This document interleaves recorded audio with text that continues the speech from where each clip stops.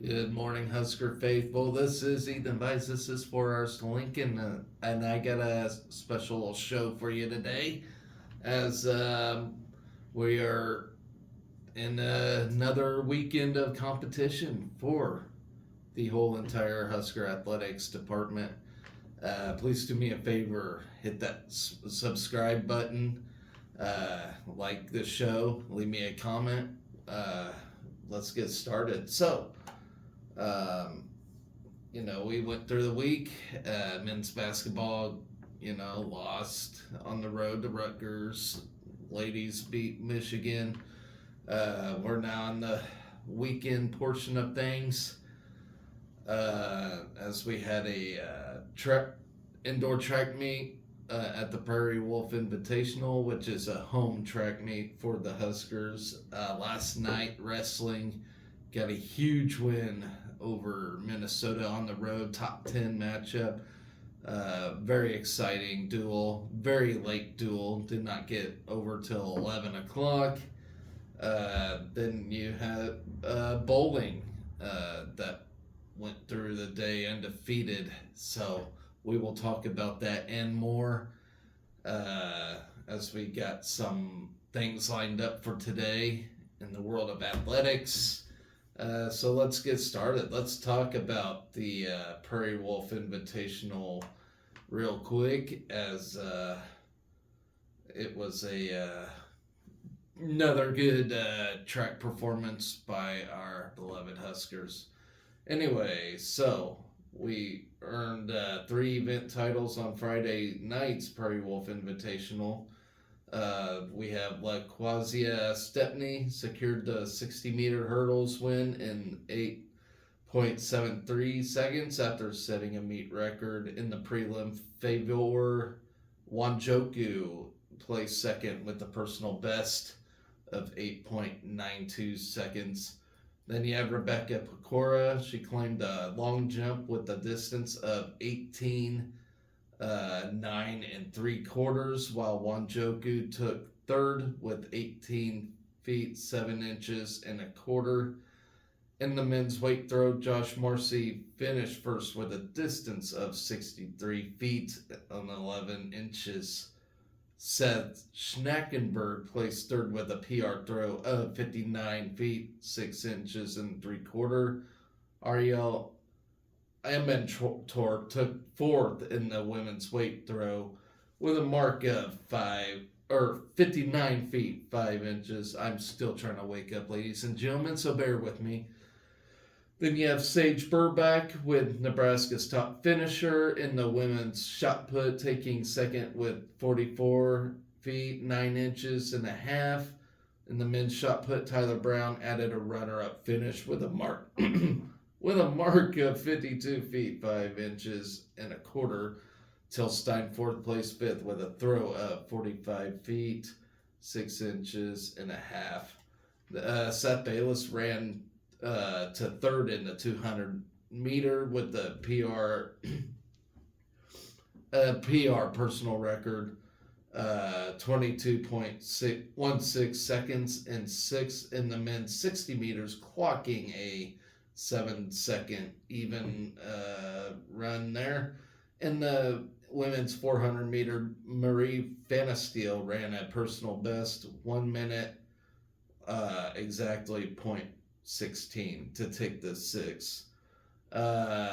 Steinfort and Ashriel Dixon earned top 5 high jump finishes, placing 4th and 5th. The full team competes today at the Mark Colligan Memorial, with field events starting at 10:45 and running events starting at 12 at the Devaney Indoor Track. So good luck to the team. So with that in place, then bowling team did finish the day, and let's see how that went. If I could pull it up. So we wrap up day one, and I'm sorry guys, this cold weather's just giving me some sinusy crap going on, so bear with me. I'm trying. I'm trying to survive, people. Um, day one of the bowling Northeast Classic. We sit in sixth place with 5,200 total pinfall and a 5-0 record at the Northeast Classic after day one. That we remain unbeaten on the first day of pool play this spring after going a perfect 5-0 last weekend at the Storm in Blue and White Vegas Classic. In the first match of the day, we faced Norfolk State in a 5-game total pinfall Baker match. The Huskers held a narrow 1-pin lead after the first game as we shot 190 and the Spartans rolled a 189 in game two. The Huskers padded their lead with the score of 201 to the Spartans 133 before running away with the match in games 3 and 4 with totals of 210 and 236. The Huskers dropped 4 pins in the final match despite claiming a 1,005 to 795 victory over Norfolk State. Up next, we faced Niagara. Nebraska had the advantage from the start to finish, grabbing a 66-pin lead through games 1 and 2. Nebraska continued its impressive run by rolling a 218 to the Purple Eagles, 171 in the third game. The Huskers ran away with the match in the final 2 games, outscoring Niagara by 131 pins. I can't believe I can't say Niagara this morning. This is unbelievable. By 131 pins to grab the overall victory in their second contest, 1,080 to 836. With a 2-0 overall record, Nebraska faced Molloy in the third match of the day. The Lions came out strong in game 1, 174 to 189, and grabbed the early 15-pin lead. Nebraska battled back with advantages in game 2 and 3, but Molloy fought back. There's a lot of schools in bowling that I've never heard of before. Molloy. Would that be Molloy? Molly? I don't know. Anyways, fought back with a 186 to 209 victory to cut the Huskers' lead to just 48 pins with 1 game remaining. However, Nebraska topped the Lions in game 5 to take the overall win, 918 to 848 in their third straight victory. In the fourth match of the day, the Huskers took on Chestnut Hill. CHC came out on top in game 1 before Nebraska evened the match with the 24-pin win in game 2. The Huskers then responded with their second Baker 300 of the spring season in game 3 to extend their advantage to 140 pins. So 2 weeks in a row now we rolled a Baker 300. So that's impressive stuff right there. And how can a team roll a Baker 300 and still play second in a tournament? I just don't get it. That's crazy to me. So in game 4, Nebraska handled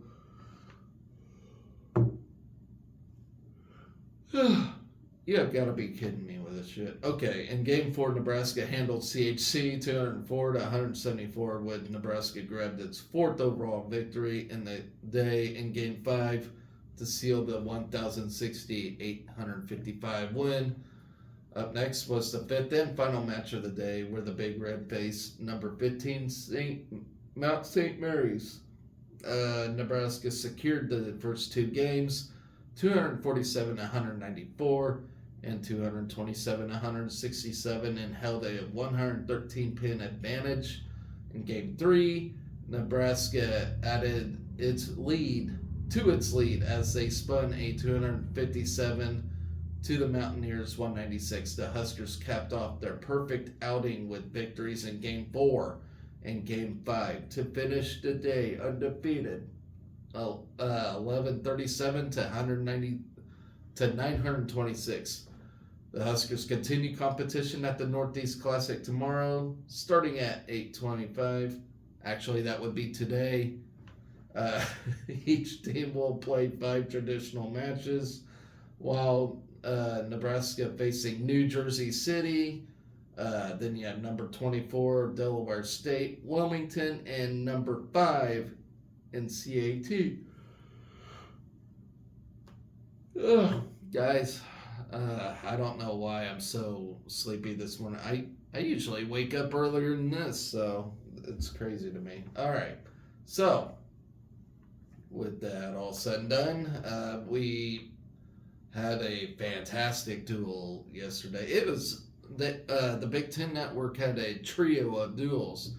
First time in history that the Big Ten Network had a triple header.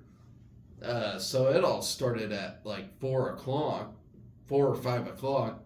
We got the final slot in that thing, so we started at 9 o'clock, which is very late for a duel.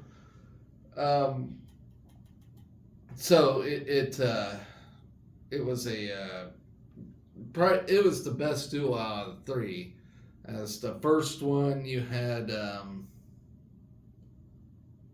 well, I know one of them, you had Iowa Purdue. Iowa ran away with that. Then you had, I believe, Penn State and who was it? Yeah, Penn State and somebody else. Penn State ran away with that, of course. Michigan, Penn State and Michigan. There we go. And then on the final slot, you had Nebraska and Minnesota. Nebraska.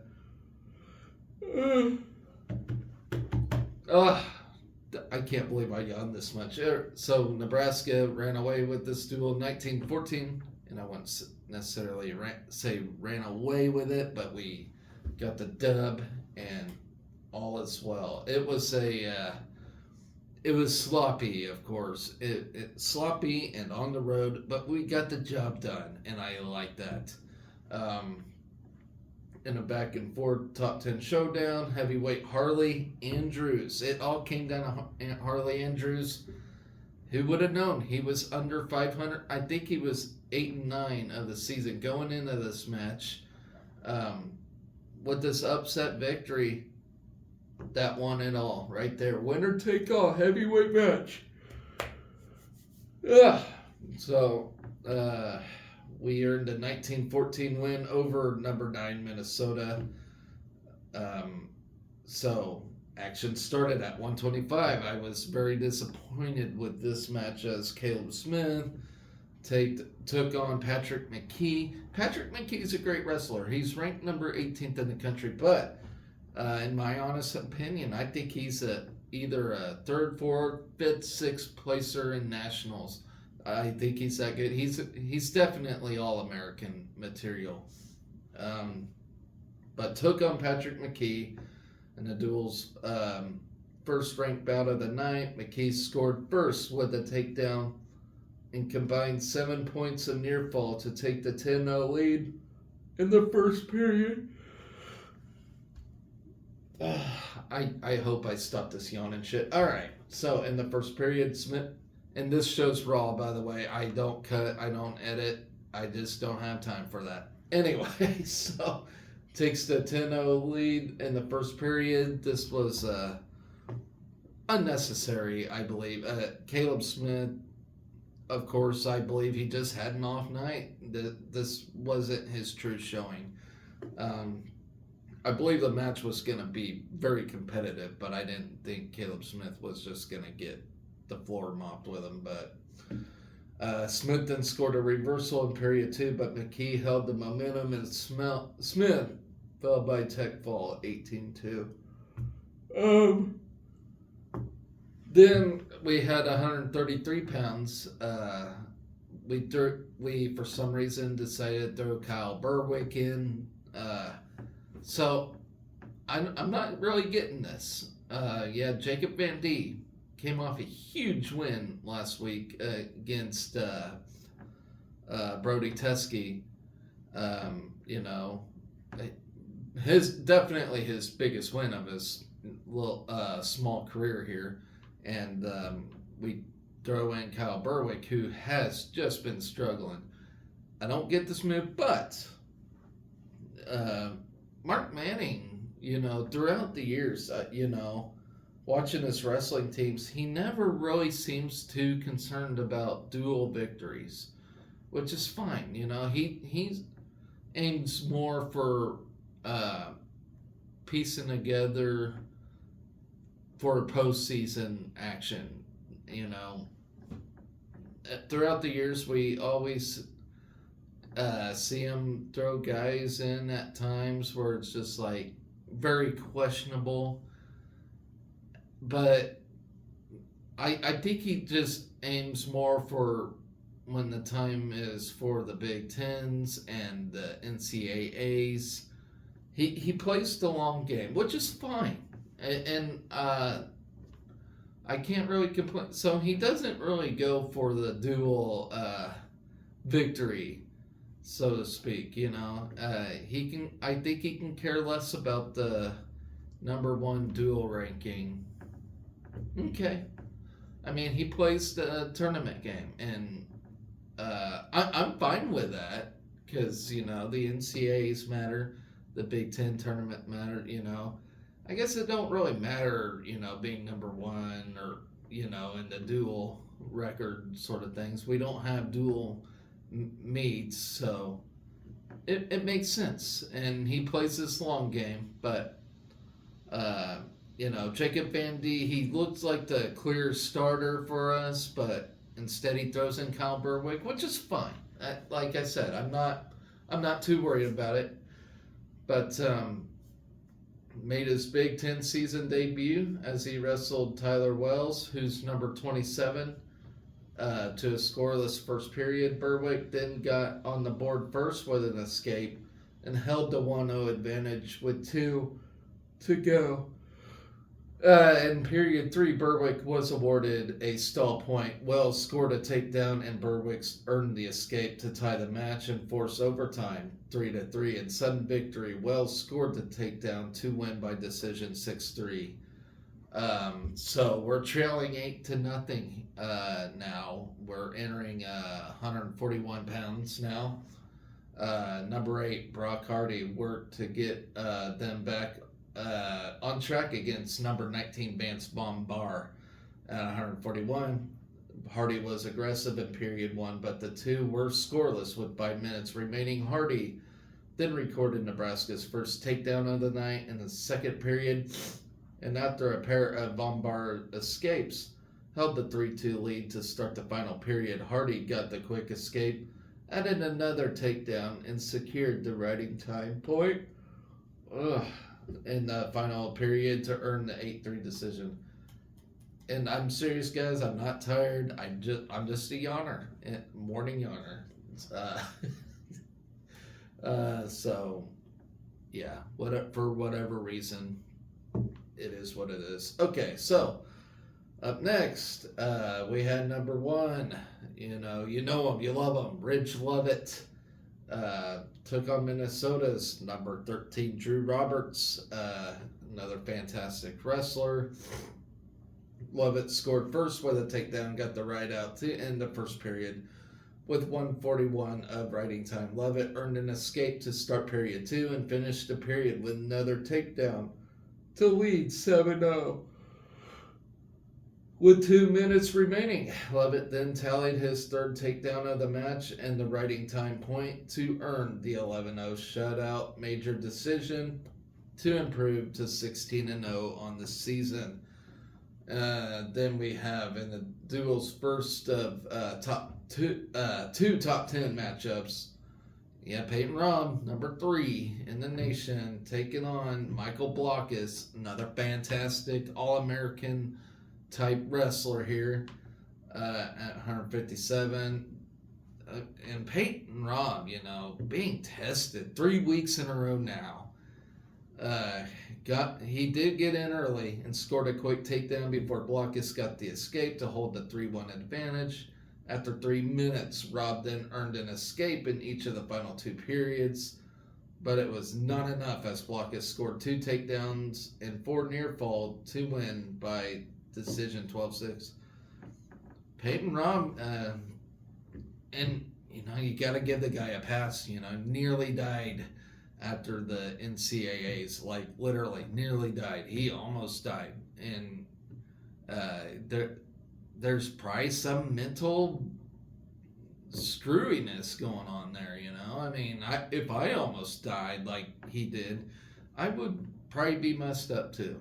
So I give the guy. I I hope he finds this revelation. To get back on track. I hope he does. For one, I hope his health is fine. His mental health is probably in question after the series of events that took place after the NCAAs. I don't know. I don't know what goes on in the wrestling room. I don't know what goes on in the locker room. I don't know what goes on in his life. And it'd probably be a little creepy if I did know everything that went on in his life. But all I know is the guy almost died, and he's probably got some mental stuff going on. Excellent wrestler. And, he did wrestle in a very good Michael Blockus, who probably is, ranked lower than he should be. But dropped 3 matches in a row now. He don't seem rattled by it. He always seems composed. But hopefully he can find some way to regroup after. It'd be hard to be ranked number 3 and then drop your 3rd match in a row. So hopefully Peyton Robb, I hope and pray he finds whatever it is he's looking for. I guess like I said, fantastic wrestler, outstanding human being. But he probably does have some craziness in his way. I mean, you got the media all over you. You got all this stuff. One of the craziest stories on the off season, and there's probably a lot going on in his head right now, and I totally understand that as a fan. I totally get it. So, I can't be too hard on him for these last 3 losses. I just hope he bounces back. Maybe gains some confidence or something, somewhere around that realm. So, anyway, after a brief intermission, after the Peyton Robb match, number 18, Antrell Taylor faced Blaine Brenner, who's ranked number 30th right now, with the Huskers trailing 11-7 overall in this duel. Taylor had the 3-1 lead to start the final period after he scored first with a takedown in the first period, and Brenner got the escape in period 2. In the final 2 minutes, Taylor scored the escape and added another takedown to secure the 8-2 victory. Then you have Bubba Wilson, ranked number 29th at the moment. Then wrestled Sam Skillings at 174. After a scoreless first period, Wilson earned an escape in period 2. And Skillings tied the match with 1 off his own. Wilson then scored a takedown in the final period to secure the 4-2 decision and secured the Huskers' first team lead of the night, 13-11. So fantastic win by Bubba at 1. And Bubba, he seems to be gaining a little more confidence as the year goes on. It used to be we couldn't really count on him and get a win, but he's getting these lower tiered wins. I think he'll be in the NCAA tournament. I don't think he'll get in an All-American finish, but he can certainly help get some team points in that thing. So he's certainly doing well. So that can't really complain about that. 184 pounds. Number 3, Lenny Pinto met Isaiah Salazar in the second top 10 matchup between the teams. After a scoreless first period, Pinto scored the escape, but Salazar tallied a takedown and an escape of his own to earn the 4-1 lead. or for one win. Pinto, once again, he wrestled a decent match against the guy, and there was a time he should have got the takedown, but just could not get it. These two faced off last year as well. Salazar barely getting the win. That was a fantastic match. It would have been nice for Pinto to get his revenge on that, but did not. It's probably hard on the road to get it, but there's no doubt in my mind these two will face off again. Hopefully, Pinto getting the edge when it counts the most. But yeah, it was a better match than what the score indicated. But I'm not too upset about it. Salazar is, again, a number 10 guy in the nation. Once you're in the top 10 or maybe top 15, any one of those guys can finish in All-American status easily. It is that tight. And I'm talking about in all weight classes, not just 184. It's stiff competition right now.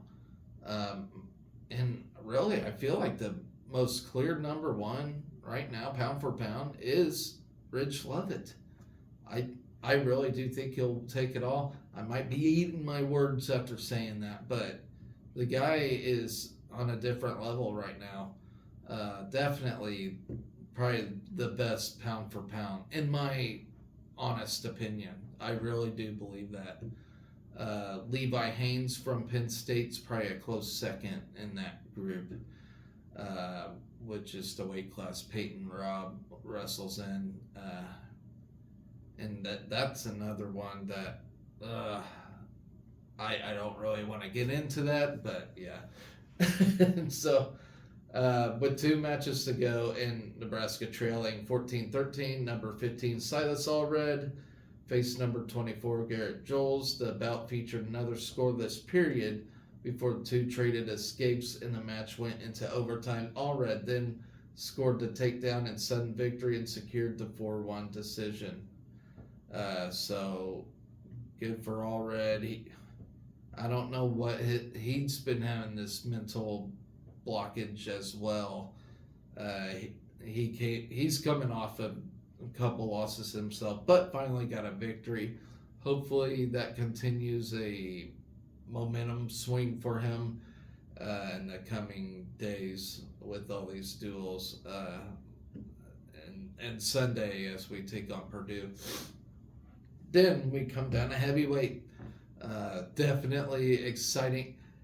And I'll be brutally honest, with Harley Andrews coming in, taking on Bennett Tabor, who's ranked number 28. I could not expect Harley Andrews to get a win, and I fully expected us to drop this whole duel altogether, but he stepped in a big way, and I am very super proud of him. Yes, we didn't throw in Nash Hutmacher. Nash has a long ways to go. Harley, in my honest opinion, is closer than Nash is. As far and nothing against Nash, it's just Nash is more excelled in football right now than he is in wrestling shape and football shape are two different things. Nash does have the mental toughness as a wrestler. He hasn't stepped on the mat for 2 years, and so it's perfectly understandable to be very rusty, especially in the collegiate level where you have to train all year to be elite. I'm not saying Nash can't be an elite wrestler, but you have to pick one of the two, football or wrestling, and obviously football's number one to him, even though he's a 4-time state undefeated wrestler. It just is what it is. If you are a national champion wrestler and can play football at the same time, you're a freak athlete, to say the least. I don't think that's ever been done, but But anyway, I'm getting sidetracked. I am carrying on way too long with this. Harley Andrews taking on Bennett Tabor. Andrews scored first with a takedown in the opening period, and Tabor got an escape. But Andrews started period two with 1 minute and 28 seconds of writing time. Tabor then recorded an escape and a takedown in the second period, but Andrews prevailed and scored two takedowns in the final period to secure the 10-7 upset win and the 19-14 team victory. Awesome stuff. So we're 1-1 in Big Ten. We're not 0-2, which is great. Being 0-2 definitely sucks. So the Sunday we take on Purdue. Of course it's going to be another tough duel. But definitely easier than Minnesota. So I fully expect us to be 2-1. I'll talk about Purdue tomorrow as we can preview that. Well, actually, no, I can talk about Purdue now. I'm sorry, guys. I will talk about Purdue right now while we're on the subject of wrestling. So let's scout Purdue real quick. So Matt Ramos at 125, we all know him after he beat Spencer Lee last year in the NCAA championships. That was a fantastic, exciting win. And only for Matt Ramos to get pinned by a high schooler earlier this year. That was very nutso in itself. So, here's Purdue's projected lineup. You either got Matt Ramos or Ashton Jackson.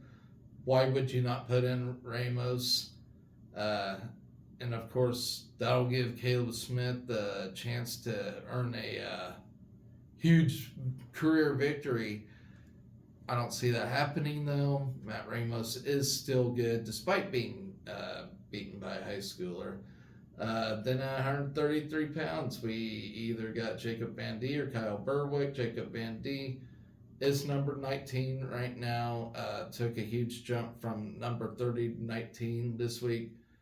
That'll be a matchup against Dustin Norris or Jacob McTenge. Either way, we should get a victory in that. Then at 141 pounds, Purdue has Grayson Clark, ranked number 32 in the country. He is 13-3. Of course, we have Brock Hardy in that lineup. There, I fully do expect Brock Hardy to get a victory, if not a bonus point victory in that matchup. Then at 149 pounds, you have Ridge Levitt. Purdue has Marcos Polanco, 7-11 of the season right now. Of course, there's never any guarantees, but I can fully believe we'll get a victory there. At 157 pounds, you have Peyton Rubb. Like I said, for now, ranked number 3. He's going to drop after this week, after that loss. I do believe he is 15. 14-3 of the season. So you have at 157 pounds for Purdue, they either have Joey Blaze, who's ranked number 16 in the country, fantastic wrestler. It was Joey Blaze's brother that beat Matt Ramos earlier this year in I can't remember what tournament it was, but Joey Blaze's high school brother that beat Matt Ramos, which was absolutely insane. And or they got Ike Rubel, who is 11-4 in that weight class as well, unranked, but still 157 pounds. Purdue's pretty solid there. Then at 165 pounds, of course, we have Antrell Taylor. Purdue has Stoney Buell, who's 10-6 of the season. At 174 pounds, we have Bubba Wilson or Elise Brown-Tunn. Seems like we've been utilizing Wilson, but I don't know. Mark Manning's been playing with this lineup. I would think he would put Elise Brown-Ton to close out the weekend, but I'm not sure. But Purdue in their lineup has Brony Ballman at 174 pounds.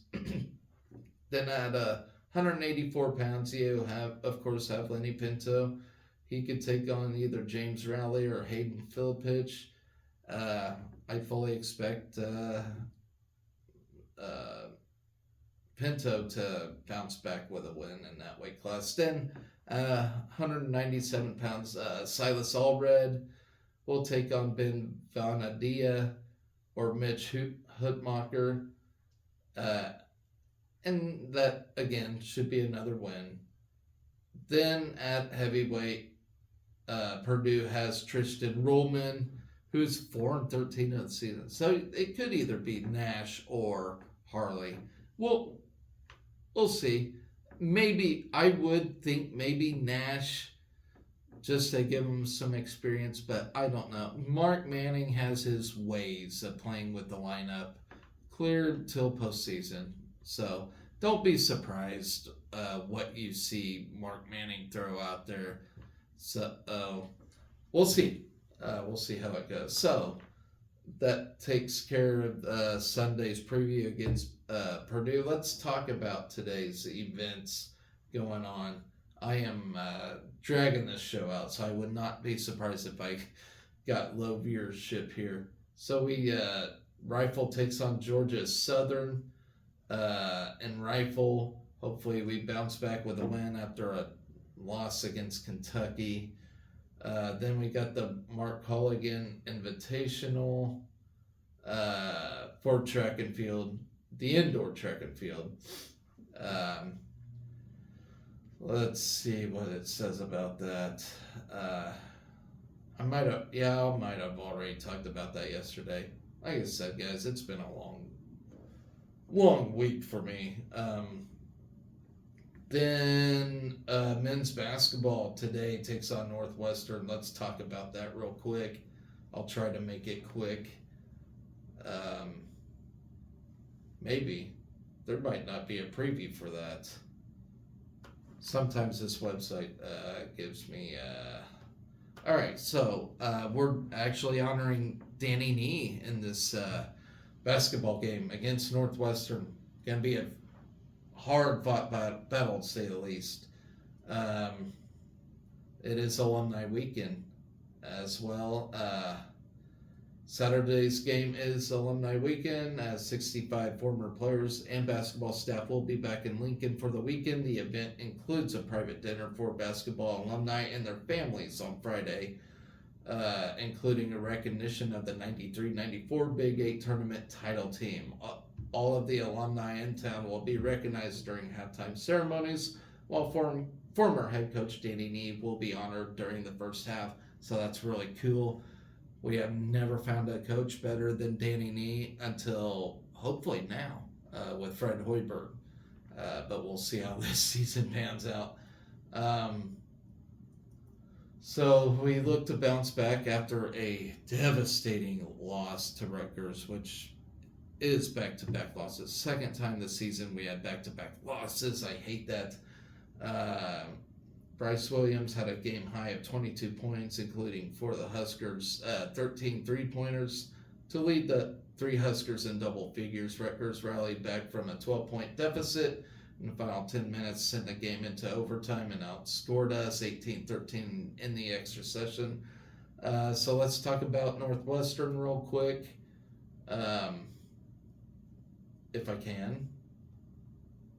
Okay, Chris Collins is in his 11th season at Northwestern and brings the Wildcats to Lincoln with a 13-4 record, including a 4-2 Big Ten mark.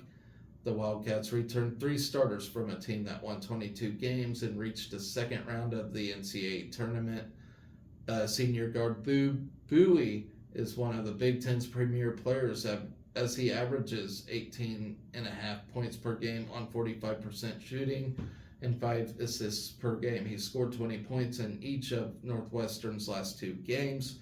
He is one of 4 Wildcats averaging double figures. Brooks Barnheiser is at 14 points per game, while Ty Berry and Princeton transfer Ryan Lamberg are both shooting over 37% from three-point range. As a team, the Wildcats are shooting 37% from long distance. And the series history, Nebraska and Northwestern meet for the 23rd time on Saturday as the Wildcats lead 13-9. Nebraska is just 6-12 against the Wildcats, and Northwestern winning the last 7 meetings dating back to 2019. Hopefully we get on track.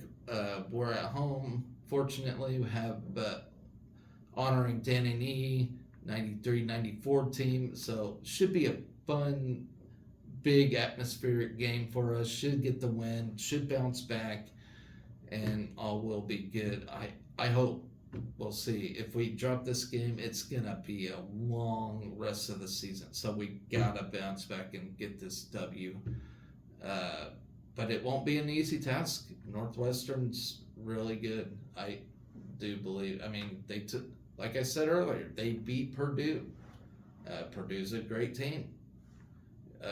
You beat great teams like that, then yeah, all should be well. So we got that out of the way, and then we got women's gymnastics up against Air Force today. Let's talk about that real quick.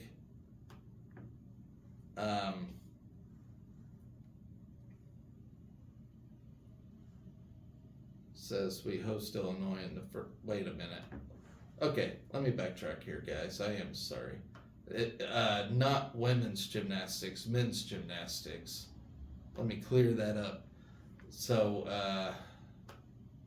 we'll be in the Rocky Mountain Open. Last time out, we entered the 2024 season after taking a 5th place finish at the NCAA Championship Finals and 3rd place at the Big Ten Championships. The Huskers returned 15 gymnasts from the previous season, including 2 returning All-Americans. We have Taylor Christopoulos and Zach Teiderman. Nebraska introduces 5 newcomers to the roster for 2024, including Anthony Coffey, Chase Mondy, Alex Natash, Max Auden, and Cole Partridge. Leading the Big Red this season are captains Taylor Christopoulos, Sam Phillips, and Zach Teiderman. Notably, the Huskers come off the 2023 season highlighted by Taylor Christopoulos earning the Big Ten Gold Vault title, along with 3 All-America honors in the all-around floor and parallel bars. So to scout the competition, the nationally ranked number 5 Huskers will battle against number 9 Air Force and number 4 Oklahoma this week, today, along with various Gym Act teams. Stanford enters the competition as the previous national champions since 2019, looking to make a big impact by maintaining the momentum from the season prior. So you can catch all that action later on tonight. So what else do we have on tap? Women's gymnastics also takes on Illinois tonight. So that's what I meant earlier. So today's matchup marks the 42nd time that Nebraska and Illinois have met. Nebraska holds the 29-12 lead in the series. The last time 2 teams faced off was at the 2023 Big Ten Championships when Illinois grabbed a 196.8, 196.275 victory. So scouting Illinois, they are ranked number 22 in the road to national standings with an average team score of 196.163 this season. The Fighting Illini are 5-1 on the season with wins over Washington, San Jose State, West Virginia, Western Michigan, and Wisconsin Oshkosh. So Takakawa led Illinois in its most recent quad meet, scoring team highs on both beam and vault and earning a 39.175 in the all-around. So with that does complete Saturday's lineup of events. And then tomorrow, Sunday, looks to be a busy one as well. Um, as men's tennis takes on Omaha and Creighton. So another day of rivalry for the tennis team tomorrow. Uh, we started out 2-0, which is fantastic. We set to host another doubleheader at home. Uh, it'll be at the Sid and Hazel Dillon Tennis Center. Scouting Omaha, the Mavericks has started the season at 1-1. Omaha ended the last season with an overall mark at 13-11 and a 2-1 Summit League conference record. This season is head coach Matthew Barlow's third with the Mavericks. Barlow has led the Mavericks to 9+ win seasons, both of his years at the helm. And our series history against Omaha, 35-10. Since our first matchup in 1952, we have gone 35-10 against Omaha. Then you have Creighton. The Blue Jays have started the season at 1-1 as well. Creighton ended last year with an overall mark of 13-7 and a 4-0 Big East Conference record. Creighton has a new head coach, Gerard Posh, hired in August of 2023. Posh graduated from Nebraska and played in the number one single slot. Series history: Nebraska is 51-2 against Creighton. Since our first matchup in 1954, Nebraska has gone 51-2 against Creighton. The Blue Jays played the Huskers last on January 13th of this year and lost to 0-7. So that was one of our first matchups. So yeah, we're 2-0 of the spring season and look to be 4-0 after Sunday. So after all that, we got women's basketball taking on Penn State.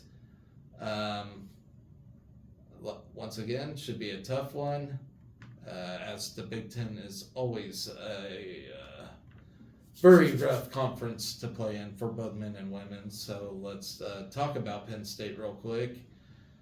Coach Carolyn Keeger brings her most talented Penn State team into Sunday's game after the Lady Lions pulled to 500, 3-3 in the Big Ten with a Thursday night win over Purdue. Penn State is ranked number 31 in the NET rankings and carries a 12-5 overall record. So two very evenly matched teams. Penn State features an experienced lineup with returning starters McKenna Mariza, Leilani Capinas, Shay Zieski, and Allie Brigham, while adding Virginia graduate transfer Tay Valladay, who was recruited to Marquette originally by Keeger, to the starting five. Perhaps even more importantly, 2021 and 2022 All-American and 2021 Ann Myers Drysdale Award winner Ashley Owusu made her Penn State debut with 18 points, 5 rebounds, and 5 assists off the bench against Rutgers, and added 19 points and 5 boards in a win over Purdue. The 6-0 graduate guard who went 3 seasons at Maryland before helping Virginia Tech win the 2023 ACC title and advanced to the NCAA Final Four last season, will be playing against Nebraska in her 3rd uniform. She was injured by the Hokies' win over the Huskers last season, and Blacksburg. Owusu owns 1,409 career points, 406 rebounds, and 470 assists. The Lady Lions are also getting consistent production and 3-point shooting from Illinois transfer Jayla Oden, Drexel transfer Moriah Murray, and returning part-time starter Shania Pinto, who transferred into the program from Oregon prior to 2022-23 after being named the 2021 NJCAA Player of the Year at Northwest Florida State. Overall, Penn State's 13-player roster features 9 Division I transfers. Fifth-year senior McKenna Mariza has provided the nucleus for the Lady Lions in last 5 seasons. The first-team All-Big Ten guard is averaging 15 points and 3 rebounds, despite missing 4 games this season with injury. She has started 125 of 127 games in her Penn State career and has totaled 1,982 points, 546 rebounds, 480 assists, and 175 steals. She has hit 205 career three-pointers. In 6 career games against Nebraska, Mariza has averaged 19 points and nearly 4 rebounds and 4.5 assists, including 3 20-point games. Then you have redshirt junior Leilani Capinas, who is one of the Big Ten's most explosive athletes, averaging 10 points, 6 rebounds, 2 assists, 2 steals, and 1 block. At 5'10", Capinas leads Penn State in steals, defensive rebounds, and blocks. She was a member of the Big Ten All-Defensive Team and an honorable mention All-Conference choice last season. Sophomore Shea Zieski has emerged as one of the Big Ten's elite three-point shooters. Zieski is not only averaging 2.7 made threes per game, but is hitting 40.4% from long range and 90.6% from the free throw line, while averaging 14.5 points per game. She also leads the team with 49 assists.